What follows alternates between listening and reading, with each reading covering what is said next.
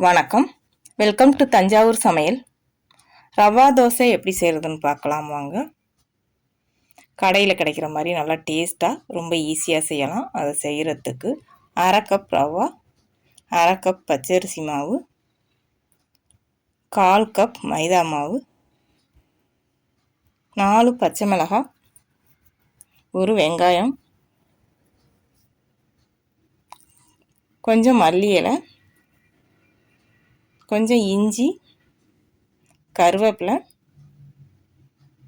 தேவையான அளவு உப்பு, 1 டீஸ்பூன் சர்க்கரை, 1 டீஸ்பூன் சீரகம், 1/2 டீஸ்பூன் மிளகுத்தூள் சேர்த்து இதை நல்லா கலந்துக்கலாம். நல்லா கலந்து விட்டு இதை கரைக்கிறதுக்கு 4 கப் தண்ணி ஊற்றி இதை கரைச்சி எடுத்துக்கலாம். நல்லா கரைச்சதுக்கப்புறம் பார்த்திங்கன்னா நல்லா தண்ணியாக இருக்கும். இதை அரை மணி நேரம் ஊற வச்சுக்கலாம். ஊறட்டும். அரை மணி நேரத்துக்கு அப்புறம் எடுத்து பார்த்திங்கன்னா நல்லா ஊறி கொஞ்சம் கெட்டியாகும்.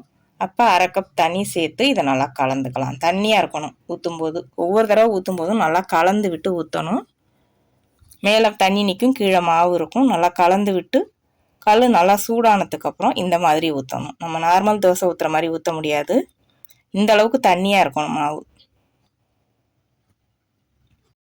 இதே மாதிரி கொஞ்சம் கொஞ்சமாக மாவு எடுத்து இது மாதிரி ஊற்றிட்டு கொஞ்சம் வெந்ததுக்கப்புறம் இதில் நெய் சேர்த்து இன்னும் நல்லா வேகணும். நல்லா செவந்து வர வரைக்கும் வேகணும். மிதமான சூட்டில் வேக வச்சு எடுத்துக்கலாம். ஆனால் அதிகமான கருகிடும். நம்ம திருப்பி போட தேவையில்லை. வெந்ததுக்கப்புறம் மடக்கிட்டு அப்படியே எடுத்துடலாம். அவ்வளவுதான், நம்ம சுவையான ரவா தோசை ரெடி ஆயிடுச்சு. இது கூட சாம்பார், சட்னி எது வச்சு சாப்பிட்டாலும் டேஸ்ட்டு ரொம்ப நல்லாயிருக்கும். இதில் கொடுத்துருக்க அளவுகளோடு நீங்களும் செஞ்சு பாருங்கள். நான் கொடுத்துருக்க இந்த அளவுக்கு 8லேருந்து 10 தோசை வந்துச்சு. உங்களுக்கு அதிகமாக வேணுங்கிறவங்க அதிகமாக ஊற வச்சு செஞ்சுக்கலாம். செஞ்சு பாருங்கள். வீடியோ பிடிச்சிருந்தா வீடியோ ஷேர் பண்ணுங்கள். தஞ்சாவூர் சமையலுக்கு சப்ஸ்கிரைப் பண்ணுங்கள். தேங்க்யூ.